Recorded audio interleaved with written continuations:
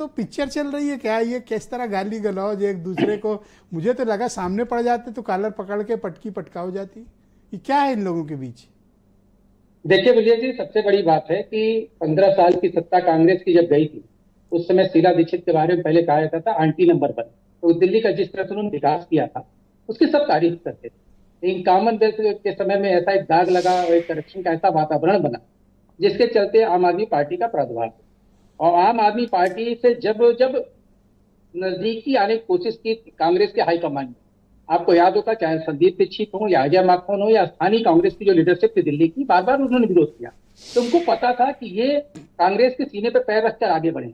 और जिस तरीके का आरोप प्रत्यारोप शीला दीक्षित के बारे में, तो उस समय कपिल सिब्बल के बारे में या तमाम लोग के बारे में आरोप लगाते थे आम आदमी पार्टी के लोग, वो कभी भी पसंद नहीं आए कांग्रेस के स्थानीय लीडरशिप को।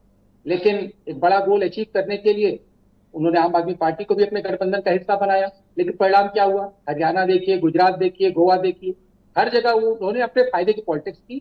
और जगह जगह आम आदमी पार्टी पर यह आरोप लगा कि वो बीजेपी के साथ मिलकर कांग्रेस के वोट को काटने का काम किया, जिसके चलते बीजेपी सत्ता में।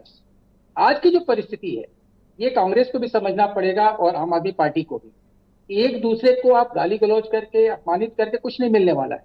बेसिक अब चुनाव जनता के हाथ में, अब तो जनादेश की तैयारी कर रहे हैं सभी दल।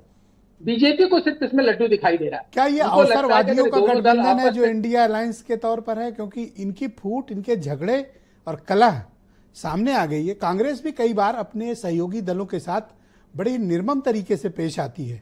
मैं उदाहरण के तौर पर अखिलेश यादव और उनकी पार्टी का नाम लूंगा। चाहे मध्य प्रदेश देख लीजिए आप, चाहे महाराष्ट्र के चुनाव देख लीजिए आप। हरियाणा में तो गजब ही किया, एक भी सीट नहीं दी लड़ने के लिए। और अब आम आदमी पार्टी के साथ ऐसा व्यवहार, टीएमसी के साथ इनके रिश्ते, अवधेश पासी की सीट बदलना, और कितने उदाहरण दिए जाएं। देखिए ब्रजेश जी, अगर कांग्रेस ने समाजवादी पार्टी को आईना दिखाया, तो अखिलेश यादव ने भी उत्तर प्रदेश को उपचुनाव में आईना दिखा दिया, 0 सीट देकर। सवाल ये उठता है कि आज की तारीख में जो आम आदमी पार्टी और कांग्रेस के बीच में जो द्वंद्व चल रहा है, उससे सीधे तौर पर अगर कहा जाए तो फायदा बीजेपी अपना देख रही है। उनको लगता है कि जो भी एंटी बीजेपी वोट है उसका डिवीजन होगा, चाहे कांग्रेस लड़े या आम आदमी पार्टी लड़े। और एक तरीके से केजरीवाल की आलोचना करने के लिए दो दल सामने आ गए। बीजेपी तो करेगी ही करेगी, अब कांग्रेस भी करेगी। उसका एक फायदा उनको मिल सकता है। लेकिन अब देखना यह होगा कि लगातार अब आप एक बात मुझे बताओ लोग, कि अगर केजरीवाल को अजय माकन जैसे top leader, general secretary, Gandhi family के खास टॉप लीडरशिप का हिस्सा, अगर फर्जीवाल, एंटी नेशनल, करप्ट और अति महत्वाकांक्षी, न जाने क्या क्या कह रहे हैं, इसका मतलब कि टॉप लीडरशिप से अनुमति, ग्रीन सिग्नल मिलने के बाद ये अटैक हो रहा होगा। जाहिर सी बात है कि अगर अजय माकन जैसा तरीका व्यक्ति जो अगर कोई बयान दे रहे हैं, तो राहुल गांधी के भी बहुत करीब व्यक्तिगत रूप से और पार्टी के सीनियर लीडर हैं। उनके बयान को आप व्यक्तिगत बयान नहीं कर सकते। भले ही वो बयान देने के बाद कह दें कि ये मेरा निजी बयान है, लेकिन मान के चलिए कि कांग्रेस की एक तरह लाइन फिक्स हो चुकी है कि एक लीडरशिप तो आलोचना शुरू करे, जिस तरह का पब्लिक रिस्पॉन्स आएगा उस हिसाब से कांग्रेस अब आगे बढ़ेगी। अलायंस को ब्रेकअप मानूं? ये द्वंद्व जितना ही आगे बढ़ेगा, उससे ना तो कांग्रेस को फायदा होगा ना केजरीवाल को फायदा होगा। तो ये ब्रेकअप कंफर्म है?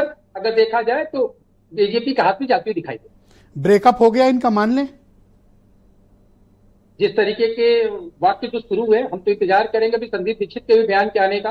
अभी तो अजय माकन जी ने बोला है, देखते जाइए। अभी दिल्ली के कुछ और लीडर से फ्रंट फुट पे आएंगे और बैटिंग करेंगे। और आम आदमी पार्टी तो बयान की माहिर है, वो कहाँ चूकने वाली है। उसके तरफ से भी बयानों के बौछार होंगे। तो अगर इस तरीके के आरोप प्रत्यारोप चलेंगे और सीधे केजरीवाल पर अटैक किया गया है, तब आम आदमी के जो प्रवक्ता या उनके नेता मंडली के लोग हैं, वो कांग्रेस के हाईकमान पर भी कुछ बोल सकते हैं। Thank you sir. इसके चलते अब लगता है कि अब दूरी बनी रहेगी। बहुत शुक्रिया वीरेंद्र।